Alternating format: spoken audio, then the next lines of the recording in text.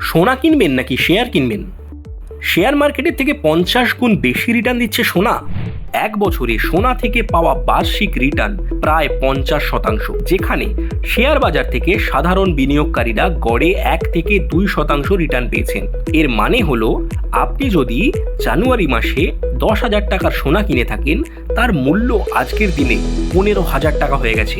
কিন্তু আপনি যদি সেই সমান পরিমাণ অর্থের শেয়ার কিনে থাকেন, সেই শেয়ারের দাম 10,100 থেকে 10,200 টাকা অবধি গেছে। এমনকি আমরা বিগত 10 বছরের রিটার্নও যদি দেখি, সেখানে সোনা বার্ষিকভাবে 13 থেকে 15% চক্রবৃদ্ধি হারে রিটার্ন দিয়েছে। অন্যদিকে নিফটি 50, যা দেশের অন্যতম প্রধান সূচকগুলির মধ্যে একটি, তা 11 থেকে 12% হারে রিটার্ন দিয়েছে। এই তথ্যগুলি স্পষ্টভাবে ইঙ্গিত করে যে আজকের নতুন প্রজন্ম ধীরে ধীরে পুরনো দিনের মতো আবার সোনার দিকে মুখ ফেরাতে পারে।